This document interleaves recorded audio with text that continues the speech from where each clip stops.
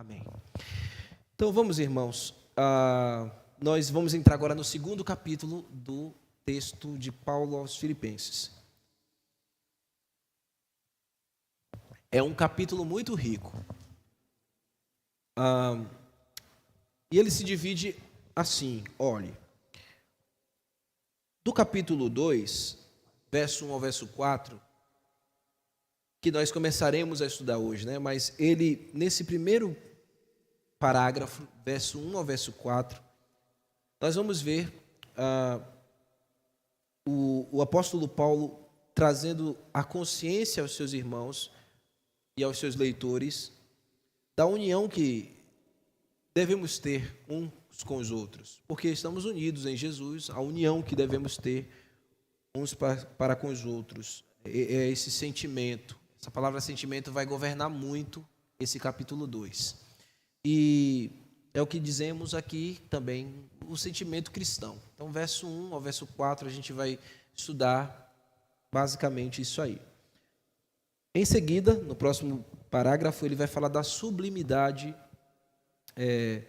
do sentimento sublime de Jesus.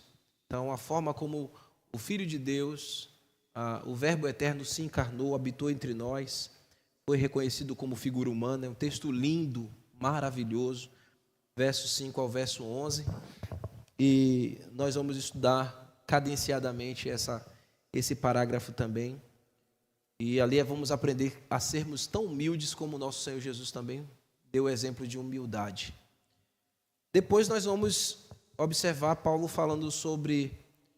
ele estará nos exortando a desenvolver a nossa salvação com temor e tremor. Então, fomos salvos, mas devemos desenvolver a salvação com temor e com tremor. Ele vai elencar depois, ali na parte final do capítulo, verso 19 a verso 30, o exemplo de dois servos do Senhor, cooperadores com ele no ministério, que é o próprio Timóteo e Epafrodito. Aí um nome bom para quem vai ter neném, colocar Epafrodito. É um nome bíblico, irmão. Você só quer Sara, né? Só quer Isaac. Epafrodito é um nome bonito. A gente vai entender o que significa Epafrodito. Quem sabe quando a gente chega lá você mude de ideia, né? Eu quero botar que meu neto seja Epafrodito.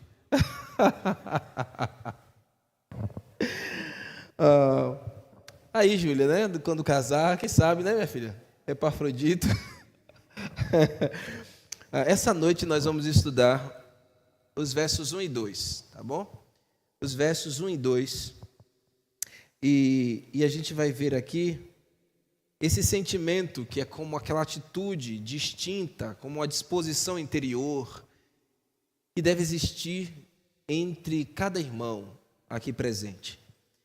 Nesse primeiro parágrafo, a gente vai ver aí, vamos dividir duas mensagens, porque o tempo de oração é tempo curtinho, dá para eu pregar 1 hora para vocês, embora eu chegue perto, né?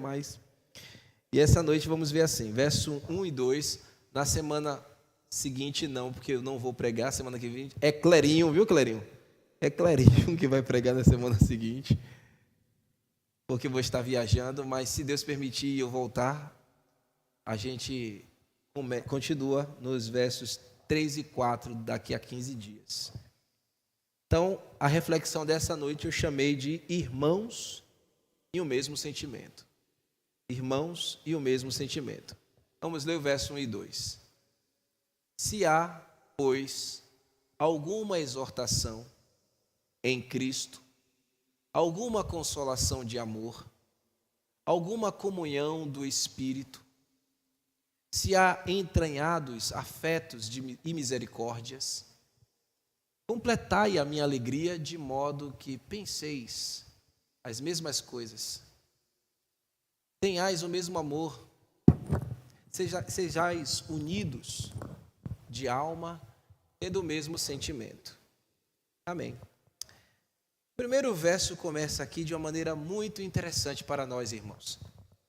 O apóstolo Paulo, ele utiliza uma partícula grega bem sensível aqui no texto, no primeiro verso. A partícula grega foi traduzida ela funciona como uma conjunção também, mas a gente chama muito ela de partícula, porque ela vai comunicar a ideia assim de conexão, ela age como um conectivo. Ela foi traduzida aqui na expressão que você põe os olhinhos no texto e vê a expressão se. Está vendo? Se, a. Na nossa versão que estamos lendo aqui, a ara, tem lá se. Em alguns casos, essa partícula, essa palavrinha grega, que é a expressão ei. O grego ei é a tradução se, a conjunção se, que está aí no nosso texto na língua portuguesa. Qual é a função desse conectivo aqui no texto, meus irmãos? Ele tem uma função gramatical que chamamos de condição de primeira classe. É quando um conectivo, e no caso aqui, a palavra ei, ou traduzida para nós, se, ele tem a função no texto, num contexto, no texto direto e no contexto, de expressar a ideia de algo verdadeiro e presente. Então, essa palavrinha ei, que é o se, que é tão simplesinho ali, mas tem muita coisa que ele carrega no texto. Então, ele está conectando as ideias que Paulo falou lá no parágrafo anterior, no último capítulo 1. E lembram do que Paulo falou para nós nos últimos versos do último parágrafo? Que nós temos que lutar e batalhar em prol de quê? Do Evangelho. Então, está conectando a ideia, irmãos. O texto no original não tem capítulos, versículos, nem nada. O texto é um texto só. Isso foi colocado depois para a gente se organizar e se encontrar melhor. Então aí ele lança a mão desse conectivo para dar a ideia de algo presente, algo verdadeiro. Por que eu estou trazendo essa informação para vocês? Não querendo ser preciosista, mas para que você compreenda melhor o texto que você está lendo. Porque numa leitura rápida, dinâmica, você pode pensar que Paulo está transmitindo a ideia de quem sabe. Quem sabe existe alguma exortação, quem sabe alguma consolação de amor, quem sabe o se de dúvida. Mas não é. No texto bíblico, esse conectivo, ele se comporta no texto com a ideia de convicção, de certeza, de algo presente, verdade, algo que está aí. É como que se a gente pudesse traduzir esse se, que aparece aí no texto, você coloca os seus olhinhos, você pode traduzir aí na sua cabecinha de Cristo, na sua mente de Cristo, você pode traduzir a expressão uma vez que, ou já que, aí você lê, já que há alguma exortação, uma vez que há alguma exortação, e aí você vai. Ou você pode ler assim, como de fato existe. Esse se carrega essa ideia. Como de fato existe, como de fato é. Então, quando a gente olha para esse texto, a gente tem que... O leitor do primeiro século sabia fazer muito bem essa distinção, que ele lia esse idioma aí com tranquilidade. Nós estamos muito distante disso, então eu preciso explicar para vocês o que significa esse se. Não é uma dúvida aí, mas é Paulo falando, eu estou certo que há isso aí em vocês. Paulo olhou para os irmãos e disse, estou certo, uma vez que existe, uma vez que há. Em outras palavras, Paulo está usando esse recurso aqui para conectar a gente às ideias que ele já construiu, ao que ele vai construir, entregando a certeza de que ele sabe que os irmãos estão munidos por Deus por essas coisas aí, esses sentimentos que nós vamos começar a observar aqui. E essa ideia do si é importante porque na Ara ela não foi...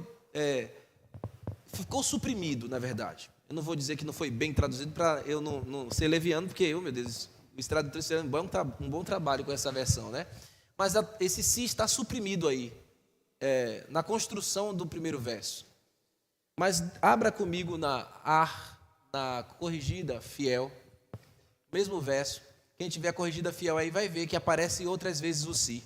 Porque lá no idioma grego, aparece o si várias vezes, 4 vezes. Bom, aqui está suprimido.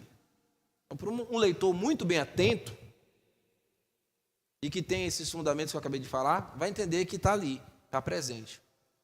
Tá bom? Mas a corrigida fiel, ela procurou colocar de uma forma mais visível. Então, captura melhor, né, a ideia autoral, nesse sentido. Por isso que eu falo a vocês sempre, leia o texto numa versão, outra versão, 3, 4, 5, porque isso vai lançando mais luz para a gente enxergar melhor o texto. Veja aí, ó. Portanto, se, que você já sabe que é uma vez que existe, uma vez que há algum conforto em Cristo, ao se de novo, alguma consolação, mais uma vez, de amor, né? Se alguma comunhão no Espírito, e outra vez, se alguns entranháveis, não é isso? Afetos e compaixões. É isso aí? Pronto, você está vendo que ele aparece várias vezes. Foi suprimido lá na Ara, mas aqui na corrigida fiel você tem ele mais aparecendo outras vezes. Para você ver que a ideia aqui desse conectivo, ele vai construindo toda a ideia do primeiro verso. Essa presença dessas qualidades ou bênçãos ou dons, podemos dizer assim também, estão presentes na construção de todo o verbo, que Paulo, com aquela ideia de presença na vida dos irmãos, eu acredito que isso está com vocês. É isso que ele está querendo que a gente, leitor, enxergue. Então, vamos lá. Paulo está querendo comunicar verdades essenciais presentes em nós. Uma vez que, se de fato somos aqueles que lutam em prol do Evangelho, foi isso que ele tratou no último parágrafo, então a gente tem essas coisas. Se somos de Cristo, vivemos com Cristo, lutamos em prol do Evangelho, então temos essas coisas em nós. Vamos lá então, vamos ver os si, vamos ver o primeiro, o segundo, o terceiro e o quarto. Então vamos lá para o primeiro. Se, e leiam comigo aí o primeiro, leia aí por favor. Vamos, se, na versão que nós temos, a versão principal, a Ara. Vamos lá, a Ara. Vamos lá, primeiro si.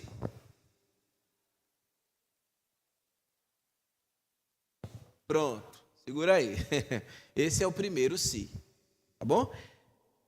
É como se ele estivesse falando o quê?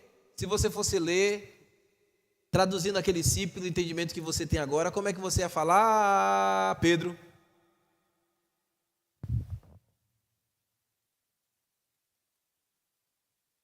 Você, Palominha, substituindo esse si pelo que você acabou de ouvir, você diria o quê?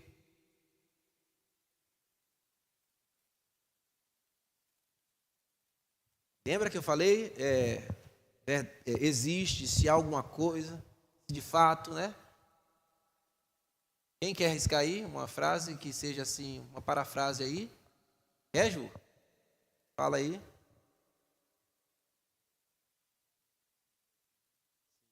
Como de fato. Quem está falando aí? Fala aí, Jússi.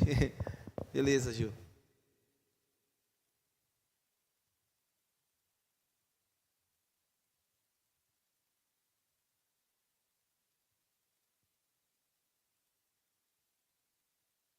Eita, já ligou a outra já, né? Mas é isso aí, ó.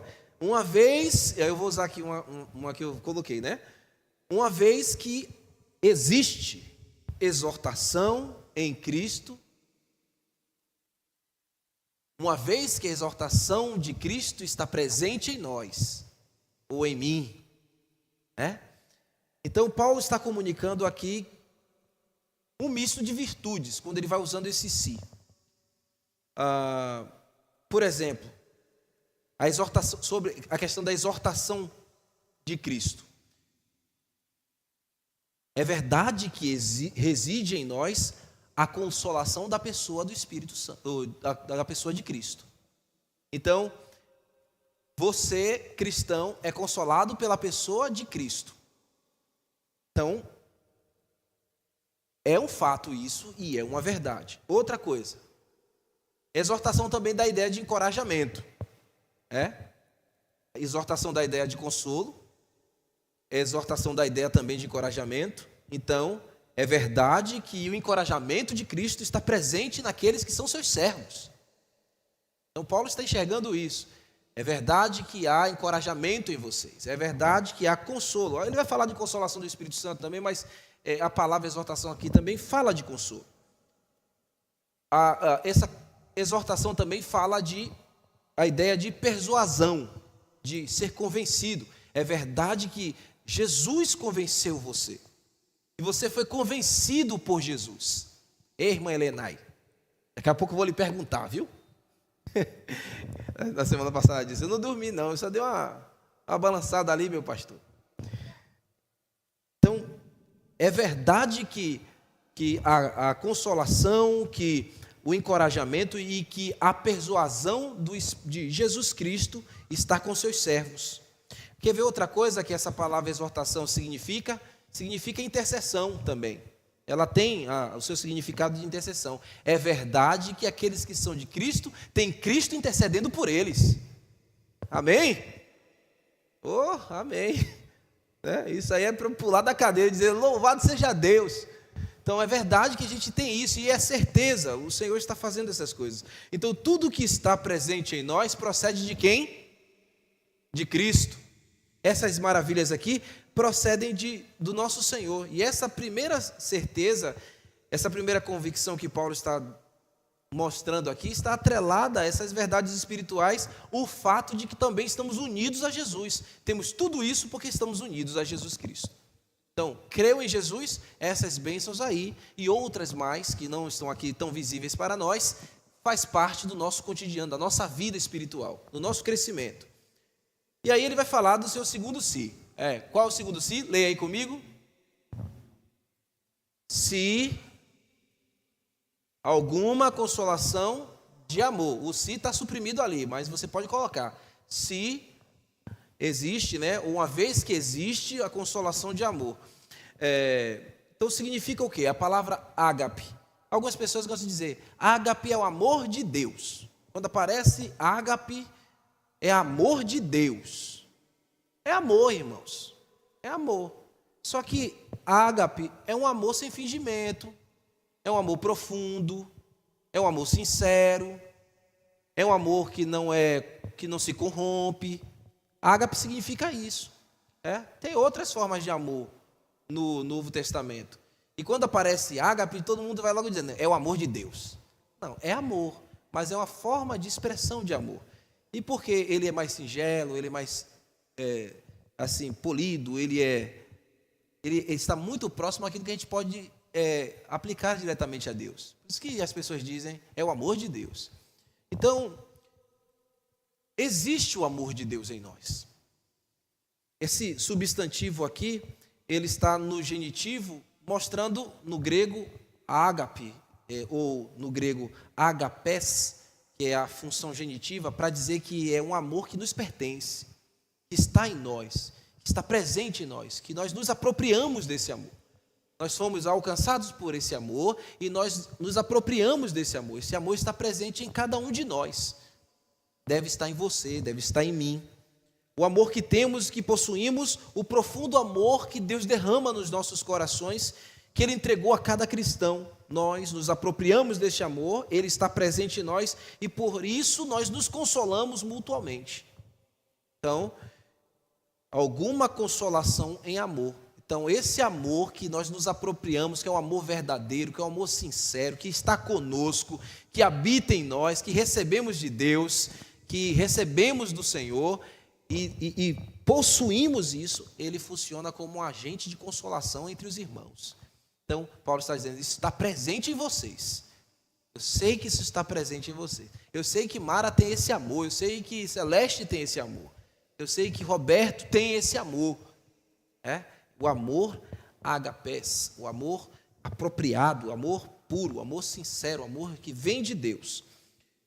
Então temos que possuir esse profundo sentimento, meus irmãos, que Deus entregou a cada cristão e nós nos apropriamos dele e edificamos uns aos outros. O amor sincero com o qual possuímos e assim afeta a vida de cada um irmão na nossa congregação, no nosso dia a dia. E assim, como o próprio texto diz, ele vai se ramificando entre nós como consolo, e isso nos aproxima cada vez mais uns dos outros. Então, se esse amor está presente em Meire, e ela demonstra isso, a Sofia está bem pertinho dela, então você edifica a Sofia, né? E Sofia edifica a Meire, e assim vai, Kézia com Joana, com Wilton, comigo, e assim vai, é assim que a gente tem que fazer. Esse sentimento tem que nos consolar. Ele existe no nosso meio. Ou não existe? Existe. Ele é real no nosso meio. Ele é presente em nós. Tem um outro se aqui. É o terceiro se. Está suprimido ali. Se há alguma comunhão no Espírito. Então, você poderia dizer o quê? De fato, existe comunhão com o Espírito Santo. Nós que somos de Cristo, temos comunhão com o Espírito Santo. Então, Paulo está dizendo, não esqueçam que vocês têm o Espírito Santo habitando permanentemente em você. Então, de fato, existe a comunhão do Espírito Santo em nossas vidas. É Ele, irmãos, que nos comunga entre irmãos. O Espírito Santo, né? E Paulo também já falou, o amor de Deus que é derramado em nossos corações pelo Espírito Santo. Então, o Espírito Santo, ele também exerce isso, e ele é que nos comunga. É ele que nos envolve. Uma vez que estamos unidos em Cristo, permanecemos no seu amor, e uma vez unidos a Cristo, permanecendo no seu amor, segue-se verdadeiramente que temos comunhão com o Espírito Santo. E esta comunhão com o Espírito Santo faz com que cada um irmão aqui proceda, caminhe em obediência à palavra de Deus, se abstendo de toda forma de pecado, porque essa relação, ou essa comunhão, essa intimidade com o Espírito Santo é que faz com que a nossa vida cada dia cresça em santificação, diariamente. Então, quem é que lhe ajuda a ser santo? O Espírito Santo, com que você tem comunhão. Então, você tem comunhão com o Espírito Santo. O Espírito Santo está com você, então você vence o pecado. Você vence os maiores terrores assim que você possa imaginar, ou as piores cadeias de pecado que você possa pensar que você não consegue se livrar. Sim, você se livrará, porque o Espírito Santo lhe dá força. Ele está com você, ele comunga com você, ele está em ti, ele habita em você. Então, há mesmo a comunhão do Espírito Santo em cada um irmão aqui, em cada crente aqui em Jesus. Então, o Espírito Santo é que lhe dá força. Ele é que te convence quando você falha, e ele que lhe leva a se arrepender, a você orar, a você falar com Deus e produzir por meio dessas expressões. Ele é quem produz por meio dessas expressões a santificação diária em nossas vidas. Então Paulo está olhando para esses montes e dizendo, vocês têm a presença do Espírito Santo, o Espírito Santo habitando em vocês todos os dias. Então não tem ninguém aqui que não tenha essa virtude. Quem não é crente aqui, levante a mão. Então todos têm.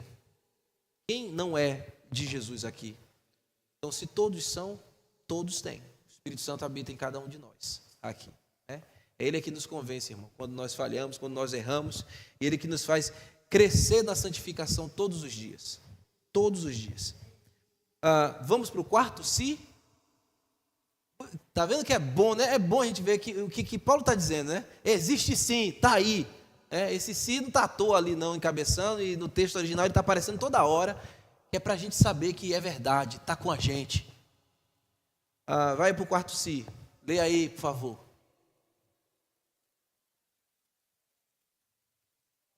E aí, como se você fosse falar, Claudinha, já está aqui já, né, minha filha? Já está aqui, né? Mas você poderia dizer de que maneira?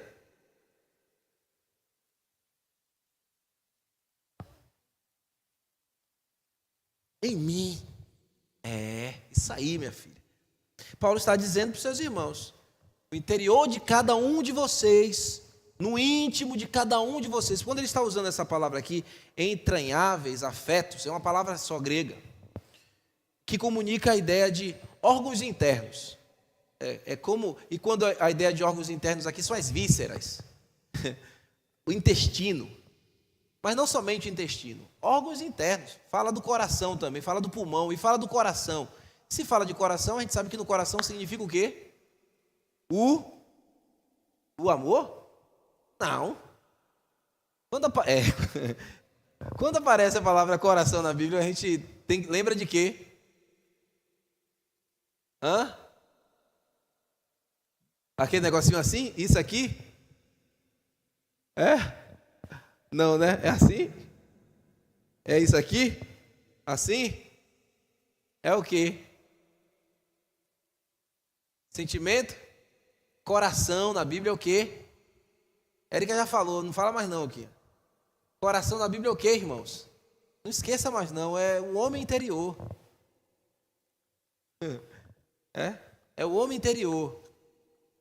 Alma, coração, mente. Está falando do homem interior. Bom?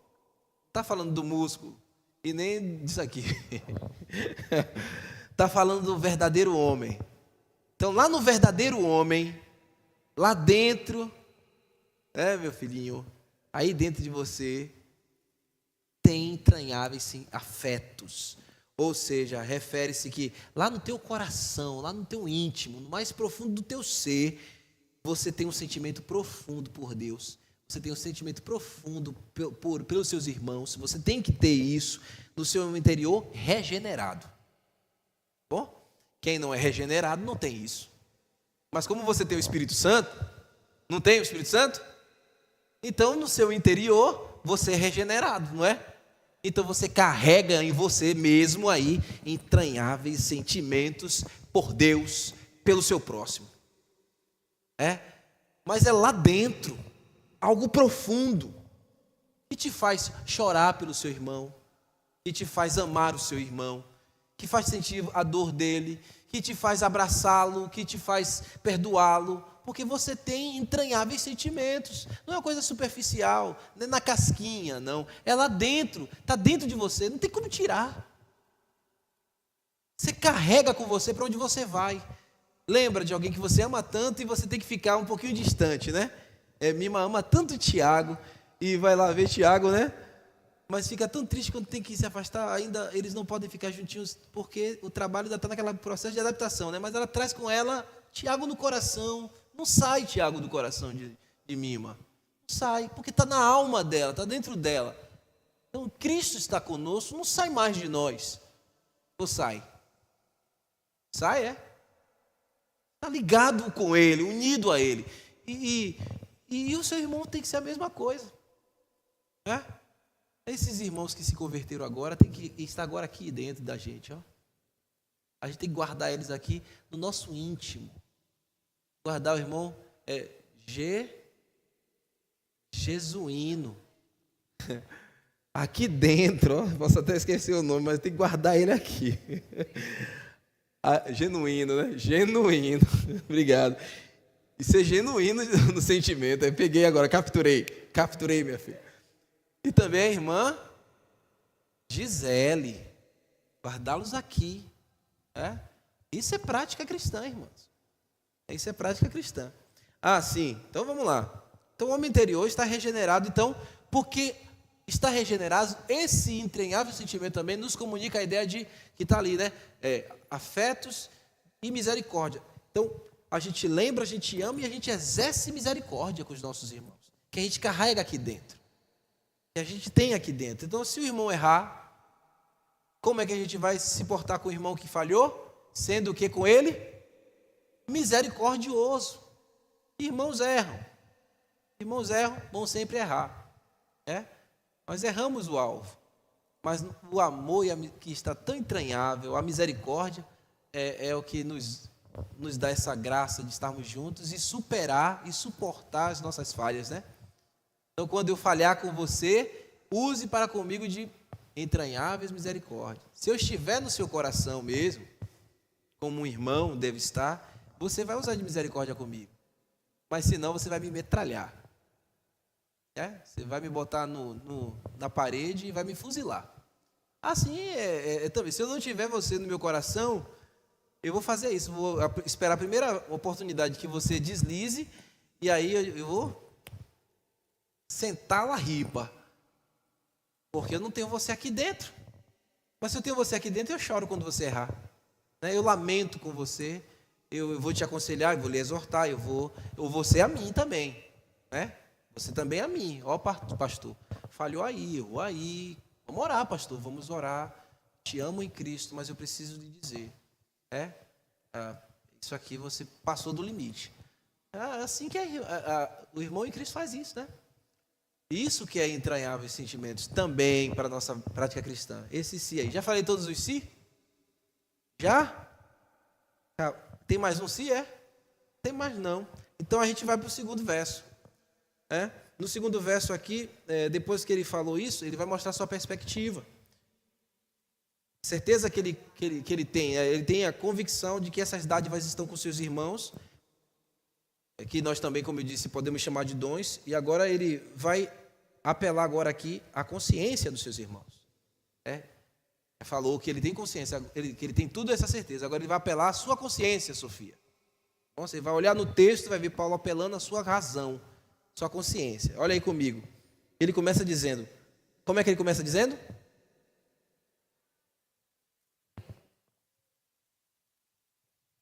Pronto. Paulo está alegre? Tá, irmãos? Claudinha. Saí. Ele está feliz. Mas ainda está faltando alguma coisa para transbordar o cálice. Ele está feliz por quê? Isso! Rapaz, maravilha. É isso aí. Porque ele sabe que existem essas coisas e ele fica feliz. Porque está na vida dos irmãos. Então ele olha para Celeste e ele está feliz. Ele olha para o irmão Raimundo, o irmão Manuel e está feliz. Porque tem essas coisas aí. Mas ele quer que isso transborde. Por isso que ele fala completai. Mas ele usou o verbo aqui, que no grego está no auristo. Lembra quando um verbo aparece no auristo? Ele está aqui no auristo, irmãos, mas ele está no imperativo plural. Está no plural, então não está falando a um crente só não, Está falando a igreja toda. E quando um verbo aparece no auristo, ele está comunicando uma ação completa. Uma ação que é feita completamente, que ela não necessariamente aconteceu em um período específico. O auristo não está preocupado com um tempo específico, ele está preocupado com a obra completa, entendeu? A ação que foi feita e realizada completamente. Então, quando ele fala, completai a minha alegria, ele está dizendo assim, realize completamente essas coisas entre vocês. E quando ele diz assim, completai a minha alegria, cadê o texto aqui? Ali. Completai a minha alegria, ele está usando o verbo completar, está no imperativo, que você sabe que significa o quê? Não tem jeito, não tem para onde fugir. É uma ordem, ou seja, ele está falando que eficazmente os irmãos devem caminhar para isso, de maneira inquestionável. Então, eu quero que vocês completem essas coisas, eu desejo que vocês façam isso, e isso seja de uma maneira, uma ação completa entre vocês, e eu vou ficar mais do que feliz, muito mais feliz do que eu já estou. É saber que não está somente no meu ponto de vista, porque lembra que o verso 1 é o ponto de vista de Paulo. Ele está olhando para Shirley e está vendo isso em Shirley. Mas Shirley agora tem que se ver estas coisas, se ver nessas coisas, sabe, minha filha? E viver essas coisas, e provocar essas coisas também dos seus outros irmãos. Então, não o verbo também que não está dizendo que é uma coisa parcial. Se ele está no auristo, ele está falando que tem que ser algo completo, não é algo parcial. Faz o que você pode, Geraldo. Viva como você pode. E vai ser bom. Não, eu vou ficar feliz se você estiver completo também. Se você estiver fazendo isso completamente. Se você estiver vivendo a si mesmo. Na minha perspectiva, e essa seja a sua também. Então a ideia aqui é o seguinte: Paulo está feliz, porque ele sabe que os irmãos têm esses dons, está presente na vida dos irmãos, mas ele vai ficar muito mais satisfeito, muito mais alegre, quando os irmãos começarem a exercer e operar de fato, toda a igreja, todos os seus irmãos operando da mesma maneira, da mesma forma. Isso que ele vê, que ele pensa, ele vai ver em ação no meio da igreja. E quem é que fica feliz aí é o pastor Paulo, quando olha os seus irmãos, suas ovelhinhas, amadurecendo, crescendo. Então o pastor fica feliz, da mesma maneira como eu fiquei feliz agora quando vocês, falou, puxa, a gente fica feliz, que vocês estão pegando a ideia do texto, estão entendendo, estão compreendendo, estão enxergando o texto, a gente fica feliz. E se você viver mesmo isso tornar a prática da sua vida, todos os dias, no nosso meio, você for misericordioso um com o outro, você for amável, você for perdoador, cheio do Espírito de Deus, afetos entranháveis aí dentro, rapaz, aí não vai ter pastor que se entristeça com a igreja dessa. Então que assim aconteça no nosso meio. E também com vocês comigo, se tem um pastor assim, vocês ficam felizes. Mas só um pastor cascadura, cara ordinário, difícil, insensível, que não entende, que dá porrada o tempo todo. E eu dou porrada, meu Deus. Dou porrada aqui em cima, mas eu beijo vocês lá na frente, Na porta, dou beijinho, um abraço. Mas a pessoa, um pastor que não tem esses entranhados sentimentos, a igreja sofre também, chora, lamenta, e não amadurece, não cresce. Tem que ser aqui para ir, daí para cá. Vamos lá. Aí ele fala assim, de modo que penseis a mesma coisa. Então, pensem como eu estou pensando. Mas pensai a mesma coisa para com os outros, Então, assim como eu penso a respeito de Kleine, Paulo falando, Eu penso a respeito de Kleine pense a respeito de Lucas, pense a respeito de Mara, pense a respeito de Deus, e aí vai, Esse mesmo sentimento. Então, o que aparece aqui é a palavra-chave. A palavra-chave que eu disse a vocês que vai nortear todo o capítulo. A palavra-chave que aparece aqui para a gente é esse penseis, é a palavra grega fronete. A palavra fronete, que ela vai aparecer em frone, ela vai aparecer com outra forma, fronesis, ela vai aparecer algumas vezes aqui no texto, mas esse verbo aqui, ele comunica a ideia de uma disposição interior. Entende? Então, é uma disposição que todos nós temos que carregar no nosso íntimo. Então, é um pensamento que não é superficial, é uma disposição interior. E exatamente essa é a intenção de Paulo, que os seus leitores concordem com tudo o que ele havia dito no verso 1, e que exerçam também, pratiquem também, e seja o seu ideal, o seu ideário de vida, seja a sua forma, isso se transforme no seu próprio testemunho. Então a questão aqui não é somente o autor ter certeza, são os leitores também capturarem a certeza e seguirem o mesmo exemplo. Então você que é leitor desse texto precisa capturar essa ideia e exercer na sua vida também esse mesmo comportamento. Assim é que crescemos, irmãos. Dessa maneira nós crescemos e nós fazemos uns aos outros felizes. Deus fica feliz quando nós amadurecemos. E uns aos outros aqui, a alegria vai crescendo em nosso meio, em saber que os irmãos que vão chegando, vão amadurecendo e vão se fortalecendo. É aquela questão que o irmão não fica nanico, raquítico, ele cresce, ele avança, ele amadurece. Isso é maravilhoso. O irmão chegou ali, pastor, fui pregar, preguei e foi uma bênção, não foi, Maurício? Preguei e foi uma bênção, aí David vai pregar ali na sociedade masculina, Isso é crescimento, Vocês estão avançando e a gente fica feliz. Jesus fica feliz, E a gente se alegra também. Vamos em frente, irmãos, para ver se eu termino isso aqui. Ele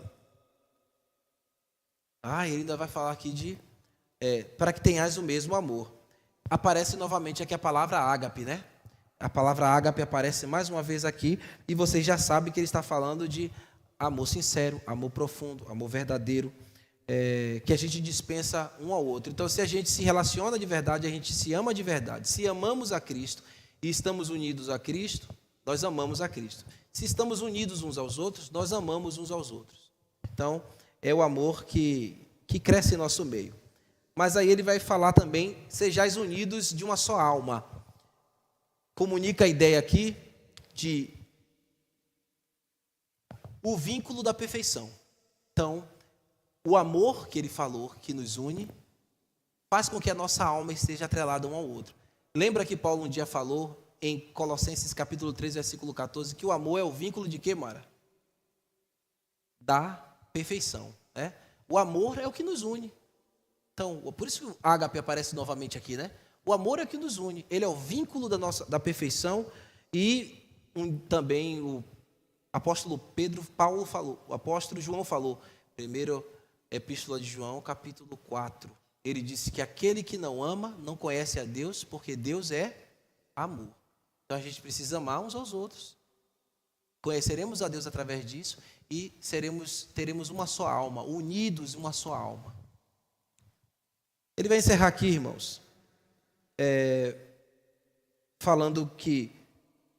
concluindo dizendo, tendo o mesmo sentimento. Aí aparece novamente aquela palavra-chave, que foi agora traduzido aqui para sentimento. A palavra phronese, que ela aparece aqui, mais uma vez, comunicando o quê, irmãos? Que agora ela vem aqui como um particípio, né? No grego, o particípio é a ideia de continuidade. Está no plural também, no grego. Todos nós devemos viver continuamente, todos os dias, todo o cristão, com essa ação interior, com essa verdade no nosso coração, que se propague em nosso meio, nossos pensamentos sejam profundos, nossas reflexões e sentimentos sejam profundos de maneira diária, atitudes que exerçam a vida cotidiana cristã, sempre, todo dia, continuamente, com esses sentimentos profundos do nosso coração. Por quê? Porque para isso fomos unidos a Cristo, consolados por Ele, para isso vivemos em comunhão com o Espírito Santo, para isso partilhamos do corpo de Cristo, que é a sua igreja, e o Senhor conceda esse sentimento assim, continuamente em nosso meio, para que haja alegria no nosso meio e Cristo seja bendito pelo nosso comportamento. E também o nosso próprio Senhor, bendito Salvador, se alegre com o nosso testemunho de cristão. Amém? Deus abençoe vocês. Vamos orar e pedir ao Senhor que nos leve para casa em paz.